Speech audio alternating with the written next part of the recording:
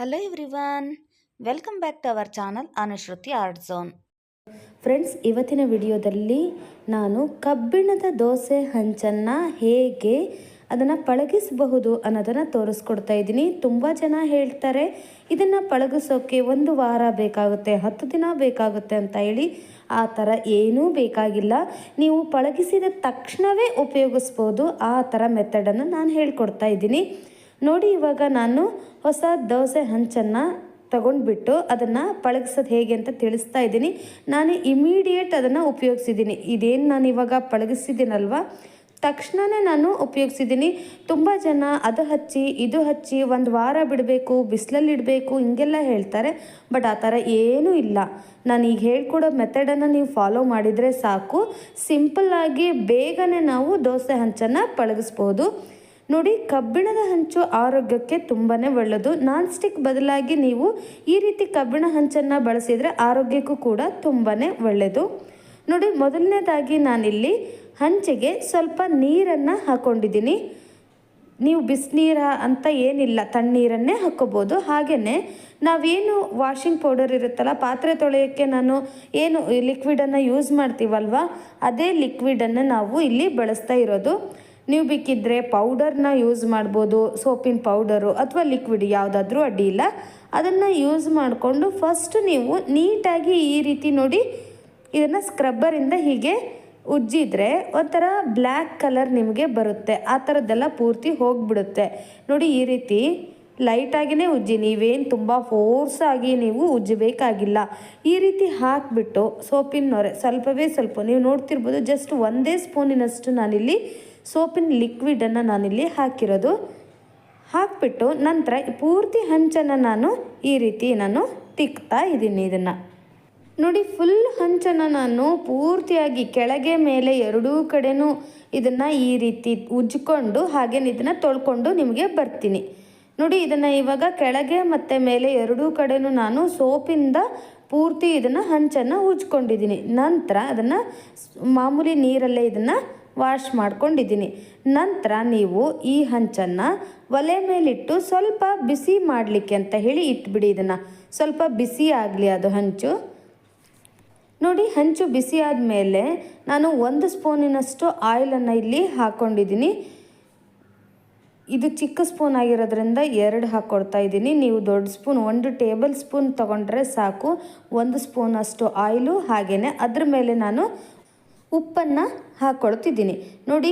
ಕೇವಲ 1 ಸ್ಪೂನಿನಷ್ಟು ಎಣ್ಣೆ ಹಾಗೆ 1 ಸ್ಪೂನಿನಷ್ಟು ಉಪ್ಪು. ಅದಾದಮೇಲೆ ಅರ್ಧ ಸ್ಪೂನಿನಷ್ಟು ನಾನಿಲ್ಲಿ ಅರಿಶಿಣ ಪುಡಿಯನ್ನು ಹಾಕ್ಕೊಳ್ತಿದ್ದೀನಿ. ನಂತರ ನೀವು ಯೂಸ್ ಮಾಡಿರುವಂತಹ ಅಂದರೆ ಹಿಂಡಿ ಇಟ್ಟಿರುವಂತಹ ಈ ನಿಂಬೆಹಣ್ಣಿನ ಸಿಪ್ಪೆ ಇರುತ್ತಲ್ವ, ಹೇಗಿದ್ರೂ ಇದನ್ನು ಬಿಸಾಕ್ತೀವಲ್ವ, ಆ ಸಿಪ್ಪೆನ ತೊಗೊಂಡ್ಬಿಟ್ಟು ಪೂರ್ತಿ ಹಂಚನ್ನು ನೋಡಿ, ಇದಿಷ್ಟು ಉಪ್ಪು, ನಿಂಬೆಹಣ್ಣು ಹಾಗೆ ಅರಿಶಿನ ಪುಡಿ, ಎಣ್ಣೆ ಇದಿಷ್ಟು ಕೂಡ ನೀಟಾಗಿ ಅದು ಮಿಕ್ಸ್ ಆಗಬೇಕು. ಆ ಹಂಚಿಗೆ ಪೂರ್ತಿಯಾಗಿ ತಿಕ್ಕಿಬಿಡಿ.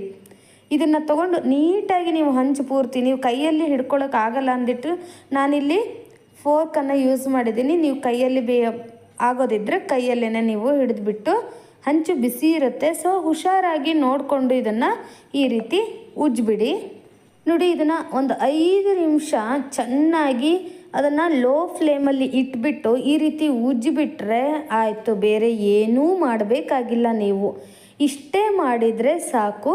ಇದಿಷ್ಟು ಆದಮೇಲೆ ಚೆನ್ನಾಗಿರೋ ನೀರಲ್ಲಿ ಇದನ್ನು ಕ್ಲೀನಾಗಿ ವಾಶ್ ಮಾಡಿ. ಆದರೆ ಇದೇನು ಮೆಥಡ್ ನೀವು ಮಾಡಿದ್ರಲ್ಲ, ಮೇಲೆ ಹೇಗೆ ಮಾಡಿದಿರೋ ಕೆಳಗಡೆನೂ ಕೂಡ ಅದೇ ರೀತಿ ಇದನ್ನು ಉಜ್ಜಿಬಿಟ್ಟು ನಂತರ ವಾಶ್ ಮಾಡಿ ನೋಡಿ. ನಾನು ಪೂರ್ತಿಯಾಗಿ ಉಜ್ಜಿ ವಾಶ್ ಮಾಡಿ ಆಗಿದೆ. ಈಗ ನಾನು ಇದನ್ನು ಡ್ರೈ ಆಗಿರುವಂತಹ ಕ್ಲಾತ್ನ ತೊಗೊಂಡ್ಬಿಟ್ಟು ಈ ರೀತಿ ಒರೆಸ್ಬಿಟ್ಟು ಇಡ್ತೀನಿ. ಯಾವುದೇ ಕಾರಣಕ್ಕೂ ಇದನ್ನು ನೀರು ಹಾಗೆ ಇರೋ ಥರ ಇಡಬೇಡಿ. ಯಾಕಂದರೆ ಇದು ಕಬ್ಬಿಣದ ಹಂಚು ಆಗಿರೋದ್ರಿಂದ ಕೆಲವೊಂದು ಸಾರಿ ರಸ್ಟ್ ಹಿಡಿದು ಬಿಡುತ್ತೆ. ಅದು ಒಂಥರ ತುಕ್ಕು ಹಿಡಿದ ಹಾಗೆ ಒಂದು ಕಲರ್ ಚೇಂಜ್ ಆಗುತ್ತೆ ನೋಡಿ. ಒಂಥರ ಈ ಹಳದಿ ಬಣ್ಣ ಆಗಲಿ ಅಥವಾ ಒಂಥರ ಬಿಡುತ್ತೆ ಆ ಥರ ಕಲರು. ನೀವು ನೀರು ಇರೋ ಥರ ನೋಡ್ಕೋಬಾರ್ದು. ಯಾವುದೇ ಕಾರಣಕ್ಕೂ ನೀವು ಯೂಸ್ ಮಾಡಾದಮೇಲೆ ಇದನ್ನು ಒರೆಸ್ಕೊಂಡು ನೋಡಿ ಈ ರೀತಿ ತೆಗೆದಿಡಬೇಕು. ನೀವು ಹಂಚನ್ನು ತೊಳೆದಾದ್ಮೇಲೆ ಒಂದು ಡ್ರೈ ಆಗಿರುವಂತಹ ಬಟ್ಟೆನ ತೊಗೊಂಡ್ಬಿಟ್ಟು ಪೂರ್ತಿ ಹಂಚನ್ನು ಪೂರ್ತಿ ಹಂಚನ್ನು ಈ ರೀತಿ ನೀವು ಒರೆಸ್ಬಿಟ್ಟು ತೆಗೆದಿಡಿ.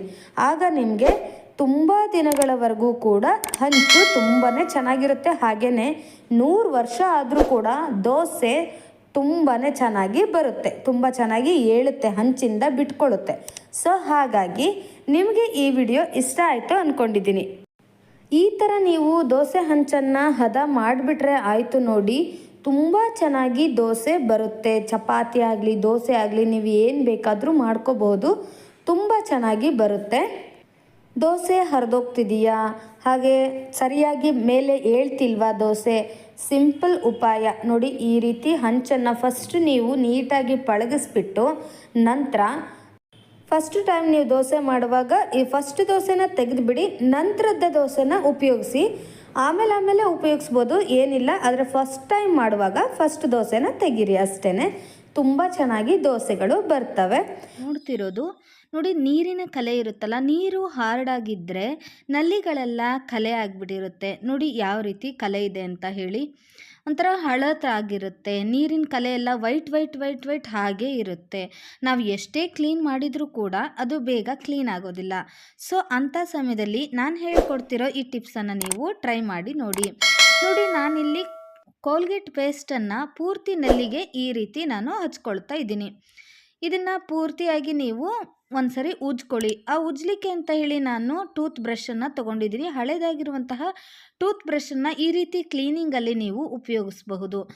ನೋಡಿ, ಈ ರೀತಿ ಬ್ರಷಿಂದ ಪೂರ್ತಿ ನಲ್ಲಿಗೆ ನಾನು ಪೇಸ್ಟನ್ನು ಹೀಗೆ ಹಚ್ಕೊಳ್ತಾ ಇದ್ದೀನಿ. ಪೂರ್ತಿಯಾಗಿ ನಿಮಗೆ ಎಲ್ಲೆಲ್ಲಿ ನೀರಿನ ಕಲೆ ಆಗಿದೆ ಅಂತ ಆಗುತ್ತಲ್ವಾ, ಅಲ್ಲಲ್ಲಿ ನೀವು ಈ ರೀತಿ ನೋಡಿ ಹೀಗೆ ಹಚ್ಕೊಳ್ಳಿ. ಉಪ್ಪು ನೀರಿನ ಕಲೆ ಆಗಿದ್ದರೆ ಅದಕ್ಕೆ ನೀವು ಹೀಗೆ ನೋಡಿ ಪೇಸ್ಟನ್ನು ಪೂರ್ತಿಯಾಗಿ ಹಚ್ಚಿಬಿಟ್ಟು ಒಂದು 5 ನಿಮಿಷ ಬಿಟ್ಟು ಆಮೇಲೆ ನೀವು ವಾಶ್ ಮಾಡೋದ್ರಿಂದ ನಲ್ಲಿಗಳು ತುಂಬ ಹೊಸದ್ರಂತೆ ಕಾಣುತ್ತೆ. ಹಾಗೆಯೇ ಕಲೆಗಳೆಲ್ಲ ಮಂಗಮಾಯವಾಗಿಬಿಡುತ್ತೆ, ಸ್ವಲ್ಪ ಕೂಡ ಕಲೆಗಳು ಉಳಿಯೋದಿಲ್ಲ. ಆ ರೀತಿ ನೀಟಾಗಿ ಕ್ಲೀನ್ ಆಗುತ್ತೆ. ಈಗಂತೂ ಎಲ್ಲ ಮನೆಗಳಲ್ಲೂ ಕೂಡ ಬೋರ್ ಇದ್ದೇ ಇರುತ್ತೆ. ಕೆಲವೊಂದು ಸಾರಿ ನೋಡಿ ಈ ರೀತಿ ಬೋರಿನ ನೀರಿಂದ ಕೂಡ ಕಲೆಗಳು ಆಗೇ ಬಿಡುತ್ತೆ. ಸೊ ಆ ಥರ ಕಲೆಗಳನ್ನು ನೀವು ಈಸಿಯಾಗಿ ಪೇಸ್ಟ್ ಹಚ್ಚಿ ತೊಳೆಯೋದ್ರ ಮೂಲಕ ಹೋಗಲಾಡಿಸಬಹುದು. ನೋಡಿ, ನಾನು ಪೂರ್ತಿ ನಲ್ಲಿಗೆ ಈ ರೀತಿ ಇವಾಗ ಬ್ರಷಿನ ಸಹಾಯದಿಂದ ಉಜ್ಕೊಂಡಿದ್ದೀನಿ. ಪೂರ್ತಿಯಾಗಿ ನಿಮ್ಗೆ ಎಲ್ಲೆಲ್ಲಿ ಬೇಕೋ ನೋಡಿ ಆ ರೀತಿ ಪೂರ್ತಿಯಾಗಿ ನೀವು ಹೀಗೆ ಉಜ್ಕೊಳ್ಳಿ. ನಂತರ ಬ್ರಷ್ಷಿಗೆ ಹತ್ಕೊಂಡಿರುವಂತಹ ಪೇಸ್ಟನ್ನು ನೀವು ಈ ಟೈಲ್ಸನ್ನು ಉಜ್ಲಿಕ್ಕೆ ಅಥವಾ ಸಿಂಕನ್ನು ತೊಳಿಲಿಕ್ಕೂ ಕೂಡ ನೀವು ಯೂಸ್ ಮಾಡ್ಕೋಬಹುದು. ನಾನಿಲ್ಲಿ ಪಾತ್ರೆ ತೊಳೆಯುವಂತಹ ಸ್ಕ್ರಬ್ಬರ್ನ ತೊಗೊಂಡ್ಬಿಟ್ಟು ಪೂರ್ತಿ ನಲ್ಲಿನ ಒಂದು 5 ನಿಮಿಷ ಬಿಟ್ಟಾದ ಮೇಲೆ ಮತ್ತೆ ನಾನು ಉಜ್ಕೊಳ್ತಾ ಇದ್ದೀನಿ. ನೋಡಿ, ಈ ರೀತಿ ಪೂರ್ತಿಯಾಗಿ ಹೀಗೆ ತಿಕ್ತಾ ಇದ್ದೀನಿ. ಹಾಗೆಯೇ ಇದರಲ್ಲಿರುವಂತಹ ಈಗ ಪೇಸ್ಟಿನ ಅಂಶ ಇದರಲ್ಲಿ ಇರುತ್ತಲ್ವ, ಅದನ್ನು ನಾನು ಈ ಹಿಂದ್ಗಡೆ ಟೈಲ್ಸನ್ನು ಕೂಡ ನಾನು ಅದನ್ನು ನೀಟಾಗಿ ವಾಶ್ ಮಾಡ್ಕೊತೀನಿ. ಇದರಿಂದ ತುಂಬ ಚೆನ್ನಾಗಿ ಕ್ಲೀನ್ ಆಗುತ್ತೆ. ಬೇಕಿದ್ದರೆ ಒಂದ್ಸರಿ ನೀವು ಟ್ರೈ ಮಾಡಿ ನೋಡಿ. ಫ್ರೆಂಡ್ಸ್, ಈ ಥರ ಕ್ಲೀನಿಂಗ್ ವಿಡಿಯೋಗಳು ನಮ್ಮ ಚಾನಲ್ನಲ್ಲಿ ತುಂಬಾ ಇದ್ದಾವೆ. ಬಕೆಟ್ ಕ್ಲೀನಿಂಗ್ ಆಗಲಿ ಅಥವಾ ಬಾತ್ರೂಮ್ ಟೈಲ್ಸ್ಗಳ ಕ್ಲೀನಿಂಗ್ ಆಗಲಿ ಅಥವಾ ಸಿಂಕಲ್ಲಿ ನೀರು ಸರಿಯಾಗಿ ಹೋಗ್ತಿಲ್ವಾ ಅದು ಹೇಗೆ ಕ್ಲೀನಾಗಿ ನೀಟಾಗಿ ಹೋಗಬೇಕು ಅನ್ನೋದಾಗಲಿ, ಇಡ್ಲಿ ಪಾತ್ರೆ ಕ್ಲೀನ್ ಮಾಡೋದಾಗಲಿ ಅಥವಾ ಚಹಾ ಪಾತ್ರೆಯೇ ಕರಟಿರೋದಾಗಿದ್ದರೆ ಅಂದರೆ ಚಹಾ ಪಾತ್ರೆ ಹೊತ್ತಿದ್ದಾಗಿದ್ದರೆ ಅದನ್ನು ಹೇಗೆ ಕ್ಲೀನ್ ಮಾಡಬೇಕು ಅನ್ನೋದಾಗಲಿ, ಈ ರೀತಿ ಟಿಪ್ಸ್ಗಳು ನಮ್ಮ ಚಾನಲ್ನಲ್ಲಿ ತುಂಬಾ ಸಿಗ್ತವೆ. ಸೊ ನಮ್ಮ ಚಾನಲ್ನ ಪ್ಲೇಲಿಸ್ಟಲ್ಲಿ ಒಮ್ಮೆ ಚೆಕ್ ಮಾಡಿ ನೋಡಿ. ನಿಮಗೆ ಬೇಕಾಗಿರುವಂತಹ ನಿಮಗೆಲ್ರಿಗೂ ಕೂಡ ಯೂಸ್ ಆಗುವಂತಹ ವಿಡಿಯೋಗಳೇ ನಮ್ಮ ಚಾನಲ್ನಲ್ಲಿ ಸಿಗುತ್ತೆ. ನೋಡಿ, ಈ ರೀತಿ ನಾನು ಈಗ ಪೂರ್ತಿ ಟೈಲ್ಸನ್ನು ಹಿಂದ್ಗಡೆ ಪೂರ್ತಿ ಅದನ್ನು ವಾಶ್ ಮಾಡಿಟ್ಕೊಂಡಿದ್ದೀನಿ. ಹಾಗೆಯೇ ಸಿಂಕನ್ನು ಕೂಡ ನಾನು ಅದೇ ಸ್ಕ್ರಬ್ಬರಿಂದ ನೀಟಾಗಿ ವಾಶ್ ಮಾಡಿಟ್ಕೊಂಡಿದ್ದೀನಿ. ನೀವು ನೋಡ್ತಿರ್ಬೋದು ಇವಾಗ ನಲ್ಲಿ ಎಷ್ಟು ಚೆನ್ನಾಗಿ ಪಳಪಳ ಅಂತ ಹೊಳಿತಿದೆ ಅಂತ ಹೇಳಿ. ಮುಂಚೆ ಹೇಗಿತ್ತು ಹಾಗೆಯೇ ಈಗ ಹೇಗಾಗಿದೆ ನೋಡಿ. ಕೆಲವೊಂದು ಸಣ್ಣ ಪುಟ್ಟ ಕೆಲಸಗಳನ್ನು ನಾವು ಈ ರೀತಿ ಟ್ರಿಕ್ಸ್ಗಳನ್ನು ಬಳಸಿಬಿಟ್ಟು ಈಸಿಯಾಗಿ ಮಾಡಿಕೊಂಡ್ರೆ ಕೆಲಸ ಕೂಡ ಬೇಗನೆ ಆಗಿಬಿಡುತ್ತೆ. ನೋಡಿ, ಸ್ವಲ್ಪ ಕೂಡ ಕಲೆಗಳಿಲ್ಲ, ಅಷ್ಟು ಚೆನ್ನಾಗಿ ಕ್ಲೀನ್ ಆಗಿದೆ, ಹೊಸದ್ರಂತೆ ಕಾಣಿಸ್ತಿದೆ ಅಲ್ವಾ. ಇದಲ್ಲದೆ ನೀವೆಲ್ಲ ಈ ಥರ ಕ್ಲೀನಿಂಗಲ್ಲಿ ಮತ್ತೇನು ಬಳಸ್ತೀರಾ, ಏನೇನು ಹಾಕ್ತೀರಾ, ಇದೆಲ್ಲನೂ ಕೂಡ ನಮ್ಮ ಜೊತೆ ಶೇರ್ ಮಾಡ್ಕೊಳ್ಳಿ. ನಮಗೂ ಕೂಡ ತಿಳ್ಕೊಂಡ ಹಾಗೆ ಆಗುತ್ತೆ. ಹಾಗೆಯೇ ನಿಮಗೆ ಗೊತ್ತಿರೋ ಕೆಲವೊಂದು ಟಿಪ್ಸ್ ಆ್ಯಂಡ್ ಟ್ರಿಕ್ಸ್ಗಳನ್ನು ನಮ್ಮ ಜೊತೆ ಶೇರ್ ಮಾಡ್ಕೊಳ್ಳಿ.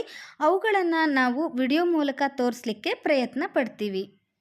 ಓಕೆ ಫ್ರೆಂಡ್ಸ್, ನಿಮ್ಮೆಲ್ರಿಗೂ ಕೂಡ ಈ ವಿಡಿಯೋ ಯೂಸ್ ಆಗುತ್ತೆ ಅಂತ ಹೇಳಿ ನಾನು ಭಾವಿಸ್ತೀನಿ.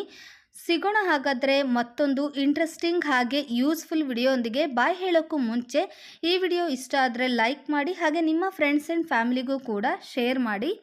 ಸಿಗೋಣ ಮತ್ತೊಂದು ಇಂಟ್ರೆಸ್ಟಿಂಗ್ ವಿಡಿಯೋಂದಿಗೆ. ವಿಡಿಯೋ ನೋಡಿದ್ದಕ್ಕಾಗಿ ಧನ್ಯವಾದಗಳು.